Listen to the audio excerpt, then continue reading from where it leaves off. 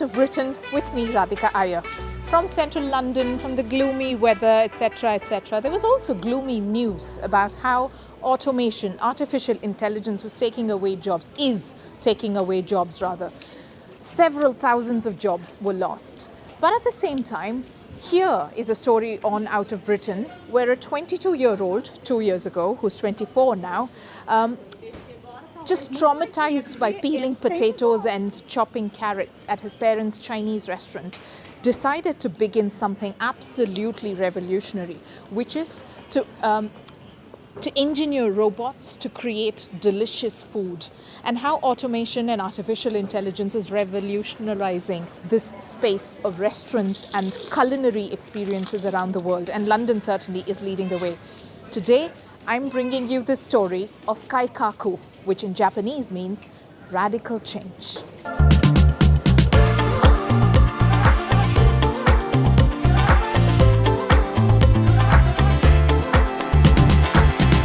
With me is Joseph Shen. And are you really 22 and own this huge... I'm 24 now. Now, yes. When you started in 23 April.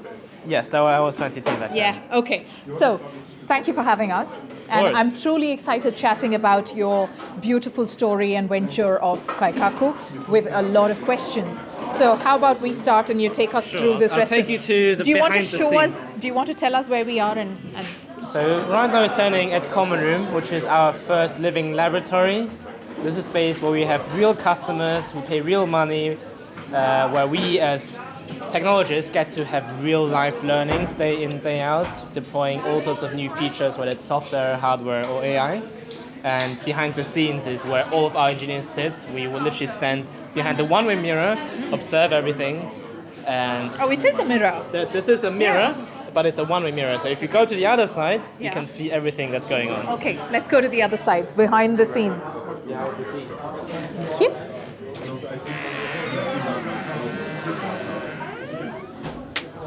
Hello, welcome. Welcome. Ooh, that's fancy. So, for example, let me update the dashboard really quickly up there. We track all of the data that's going on out there over the past... Oh. Are you serious? That's how you track it? Yes. Avocado, ingredient by ingredient. Yeah, so this is an example of an AI that we're training right now as we speak. This is a live feed of the restaurant out there. Yeah. What it does is counting people coming in and out. So, for example, the green bars are the forecast that our AI model has given us, and the white part is you observe the reality. So it keeps training itself, and as you probably realize, it's actually quite accurate, where at 11 a.m. we predicted 28 people to come, 27 came. At 12 p.m. we predicted 96 people to come, exactly 96 people came in. Wow. And this is a mixture of taking historical sales data, taking in the weather data, a few mixtures of what we call lagging and leading indicators. Lagging indicators being last Thursday, how much did we sell, or how many people walked in that hour. Leading indicator could be weather, because it's a forecast 1 or 2 weeks in advance. A few other examples of leading indicators could be reservations around the area, whether there's road work, extreme weather events, holidays, term dates, because we're next to a university. And this is a very small snapshot of what we do with the space out there. What's your biggest competition in the area? In this area, we don't have any competition as a tech company building restaurant robotics. I would say the competition on the restaurant specifically, because we sell salad, healthy type bowls. Yeah. We have people like Farmer J, Chopaluna. If you branch out a little bit more, Salad Project, Artist, incredible brands. I love them all. Yeah. And our goal is to learn from them, learn through selling bowls ourselves. How can we use technology to reinvent every single touch point, both for the customer, but also for us as operators? Yeah, how about you come here, Joseph, and we'll get our camera close to the screen just to keep tracking the sales of, let's say, tofu, buffalo chicken, miso salmon, avocado. How many meals per day do you sell here? So in here, we sell between 150 to 250 bowls a day. Okay. And is that mainly lunch hour? Mainly lunch hour, yes. That's the biggest part of our customer group. And actually, the data you see here is not the sales data. This data is a forecast data, which thesis being, can we prevent food waste using forecast? So what you see here is, for example, we say for 1 p.m., prepare exactly 59 pieces of chicken. For 3 p.m., only 11. For 1 p.m., only 2 pieces of goji. So this is based on the data that you've collected exactly about the pattern of customers walking in. Yes, so this is, everything's interconnected. This is in some ways a derivative of this data combined with the sales data where we can analyze what has been sold in a certain hour. Excellent. Let's go get a bowl of food. Of course.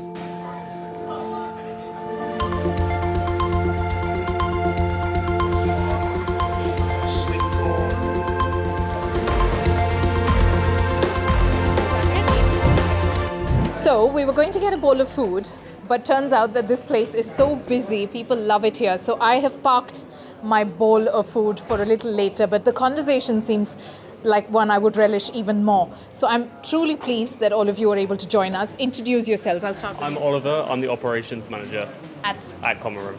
Common Room. So you call yourself an employee of Common Room, not Kaikaku, is that? So I'm part of the Kaikaku head office team, but I am in charge of all the learnings and operations at Common Room itself, and then bridging the gap between technology and the restaurant. Okay.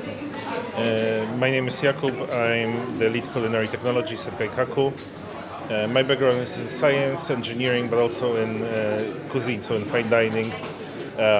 So again, I'm here to make sure that everything works together in a coherent way.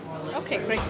Hi, I'm Ivan. I am the Chief Technology Officer at Kaikaku, so I lead all of the engineering and the tech team here. Yeah. No wonder you were so concerned about what I'm going to shoot. Let's not let's not give her the secret away, and I wouldn't understand anyway. Too fancy for me. Joseph, thank you for having us again. Of course. Tell me, what's the story? Do you know Joseph's story? I read about it and it was just so fascinating. So Joseph, in his website, the resume says, before Kaikaku, he was chopping vegetables at his parents' Chinese restaurant in Austria since the age of 6. On you go with your story. That is very true. So born and raised in Austria, straight into a Chinese restaurant family, working my ass off in a Chinese restaurant almost every single night, every single weekend. And I made it actually my entire life's mission back then to escape restaurants forever. I absolutely hated this industry. And What were you chopping? Carrots? everything, carrots, asparagus, potatoes, meat, everything. In some ways hated my parents as well, until 2 years ago they told me, Joseph, one of the only reasons we got you to work in that restaurant so much is that's the only time we as restaurant owners got to spend time with you, our son. And this is true, they worked from 9 a.m. up until 2 a.m. every single night, and this industry is just so tiring. It requires so much operational excellency to get it to work. Sounds quite like an Asian family to me. Very much so, extremely Asian. Yeah. And when the opportunity came about around 2 years ago, I started Kaikaku to bring the next generation of technology into restaurants to create that next generation experience. Kaikaku means a radical change in Japanese language. Was that something that fascinated you guys? Why are you working here? Well, I think it's a bit of a play on Kaizen, which is quite a common engineering principle, kind of meaning incremental change. It's like every day you turn up to work and you just fix a small thing, but you make sure you're always moving forward, which is great, but we wanted to move a little bit faster. So that's the spin on it of Kaikaku, wanting to take huge steps forward. What got me interested here was I've been a sort of robotics nerd for years, love making robots at home. I was going to go off to do lots of sort of R&D in the industry. And then Joseph convinced me to do this kind of crazy idea instead. And absolutely best decision I could have made. Yeah, okay. How many robots do you have at home? I've probably made about 10 or so robots What at home. are you saying? Yeah, little, not huge, all this kind of size like that. But yeah, some of them wheeled, some of them robot arms and stuff. But yeah, mixture. Okay. Yeah, so I started about 18 months ago now, and it was just I was always interested in how can you take something that's very well established and then apply new thinking to it to make something new that's effective and completely kind of out there, if you will. And when I met the team, it seemed that everybody was very passionate about what they were doing, and was just kind of pursuing somewhat my natural curiosity to see how I can be helpful in pushing this new paradigm shift forward. Yeah, okay. Yeah, and I actually have a background in video games, and it's quite an interesting one to take some of the transferable skills from video games, such as incremental but also fast change to get to the top of wherever you are in whatever industry you're in. And taking those transferable skills, I was very much able to invest my time and energy into changing this place and making it better. And the further we've come and the further we've grown, the more invested I get. Yeah. Are you guys absolutely unperturbed by this debate that AI is taking over all human jobs or most human jobs? Or are you excited about the fact that it's also creating opportunity? Clearly you are. Extremely excited. I mean, AI is a tool. I don't think there's anything, apocalyptic to be worried about. We're the ones, who are just going to leverage that tool, not to do anything crazy like replacing jobs or, creating some dystopian future. But really, But it is. I don't think it's going to be actually. I think it's going to create, because it is a tool, it's going to create jobs and workplaces which help humans. So, for example, here, our goal isn't to, remove the staff from the restaurant. It's to free up some of the sort of menial, tedious tasks that they might have to do, so they can focus on doing what humans are great at, which is talking to other humans and smiling and having a nice time, all while having a slightly less stressful, more enjoyable job. So in that way, we very much think that AI is actually going to be very beneficial to the people whose jobs it won't be replacing, but it'll be helping. Tell me the interest that investors have in businesses such as this, and tell me about the revolution that's happening world over. So, firstly, decode this for all our viewers. Is Kaikaku a restaurant where you walk in? What I imagined when I initially read about you was, I walk into this place, there are going to be robots, there are going to be machines throwing ingredients into a bowl and just offering you, just pushing it with that metal arm, and then I just get to eat it.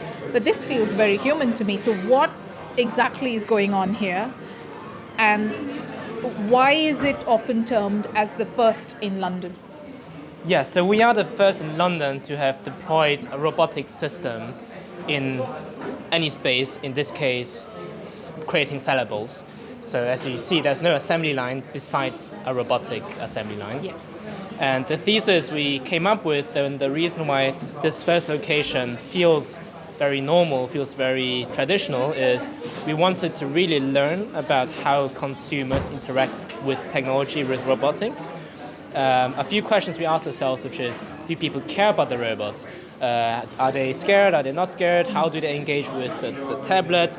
How can we, most importantly, have the technology create the efficiencies, but also have the human staff really let their hospitality shine? So this is the entire brief of this space here, learning every single day with the intention of taking all these learnings and delivering something that feels next generation. Okay.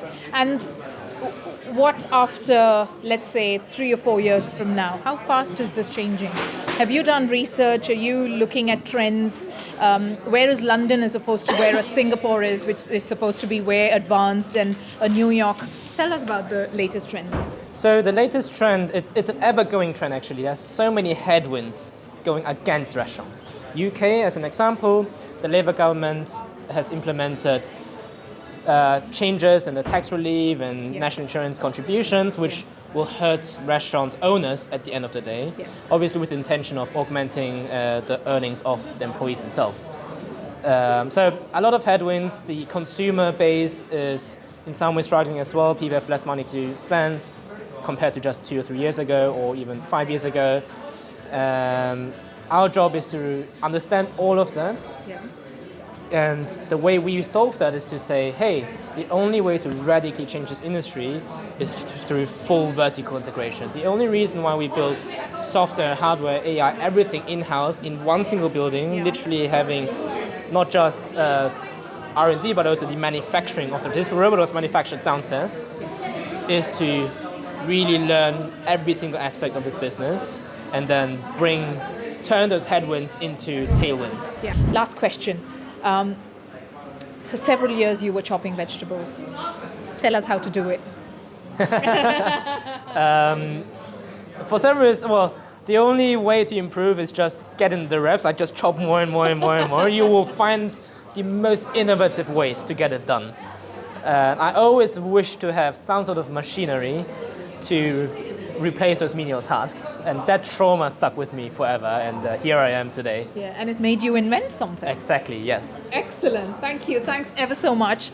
I'm now going to be finally placing my order and good. enjoying a bowl of food made by robots. Amazing. Thank you. Chat soon. Yes, sir.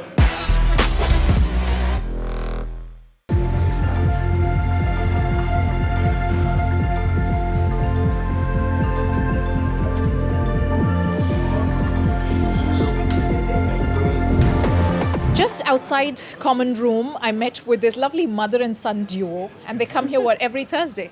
Yep, every Thursday we meet for lunch, don't we? So we've been coming here since it started, really. So yeah, we enjoy it, don't we?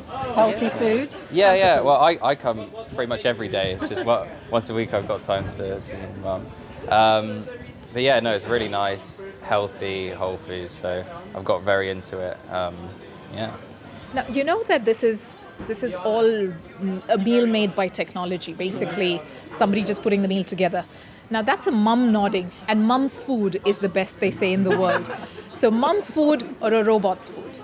Oh, it got to be mum's food. It's going to be mum's food. It's real food, but it's all whole food. So Yeah. you just got to drop them together and taste good together. You know, mum's got to put them together, mix it all around, like make a proper meal. Touches it with the hands. Yeah. There's love that she Can I puts just in. say, Dad actually does most of the cooking, but there we go. I'm Yeah. not. But no. At the Common Room, which is a tiny front face of Kaikaku, shall we call it that, I just met with a bunch of students. Are you all students? Yeah. And you are a student as well? Okay. So 5 students, 1 journalist, and the founder of this company. And I'm bringing all of you together, and literally we've met 5 minutes ago. Thank you for your time, and thank you for quickly being ready to chat with us. Do you like the food here? Yeah, I really like the food. I think it's great. I come here a few times a week, and How many times a week? I don't know, like two times a week, and I always get fresh ingredients. So I think I would say the food is quite good here. What's the story? Do you know the story of Common Room? Or do you just come here, look at the menu, price is okay, food is nice, I'm buying? Yeah, I mean, That's it. we've heard a little bit from Joseph, but no, we don't know the exact story. Okay, Joseph, in your words, tell them the story. Yeah, so by design, Common Room is designed as like a normal, I would say, slightly above mediocre salad store with the overlapping philosophy of we want to develop technology to bring restaurants into the next generation. So I'm sure you've noticed all the tablets, all the robots, the order taker screens, even the app, all of them were developed by us. And this place we call a living laboratory because all of engineers sit straight behind this restaurant.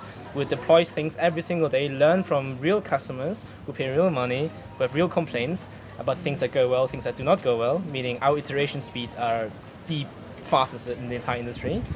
Sorry to interrupt. Did you notice the robots? Did you find anything funky about this restaurant? Well, I think the robots make a big difference. Even in rush hour during lunch, you get a bowl in essentially like a minute and a half, which compared to average time in London just makes your life go much faster. Yeah. So you like the speed at which it's delivered? Yeah, for sure. I think it's a big selling point. Yeah. And that's the whole point, right? The point of speed, because the speed at which the robot can deliver your food is incomparable. But it's such a nice feeling when a human actually comes to deliver the food, right? So where do you strike that balance? Okay. I'm happy to take it. Well, I think Common Room is a good example where you still have people working, delivering your food, but now instead of just like cutting the vegetables and being very busy doing very sort of boring tasks, they're having more time to speak with the customers, learn from them, and deliver a more personalized experience as opposed to doing repetitive tasks. Do you guys vote for repetitive tasks? Clearly you do. Repetitive tasks being taken over by robots, where humans then can focus on efficiency, strategy, more jobs that need the mind to think. It's different because I suppose as someone who's sort of in economics, you'd have similar ideas. You know, it's a mathsy subject, but for politics, philosophy, it's a humanities. So the kind of tasks you're asked to do is mostly essay writing, reading, etc. So in terms of where AI comes into that, or technology, I'd say it's still really based on the human experience. That's the nature of humanities. So your take on it, your interpretation, it's more subjective. So I guess AI feels less like a threat to what we want to pursue. Experience for me, food, having meals is something super social. So that's really something at the core of when I have something to eat. But then of course, if it's a lot more efficient, I think there has to be good balance between both sides of it. Yeah, balance, great. I agree with the rest, but I also think that food made by robots here in Common Room is great, and as Joseph has told us, it makes the human interactions way more genuine and way more deep. So I think I would say I agree with food made by robots. I'm happy about it. Okay. Please, can you give her a discount? We will.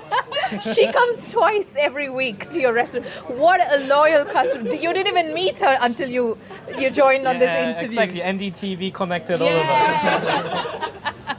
Okay, what's my answer? I think, I'm happy to explore a meal made by a robot, but to be shared with a human, I think.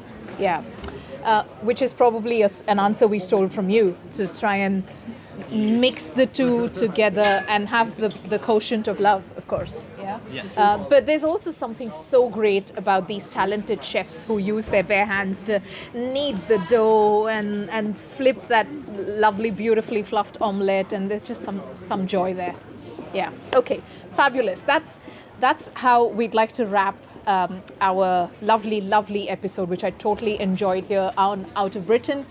If you have thoughts, robots in restaurants taking over many top cities such as London, New York, Paris, Singapore, and Tokyo, etc., what your thoughts are, write in to us. And if you have further thoughts about how there can be efficiency improved, even as love is a big ingredient in food, please send in your feedback. Radhika Iyer signing off from London.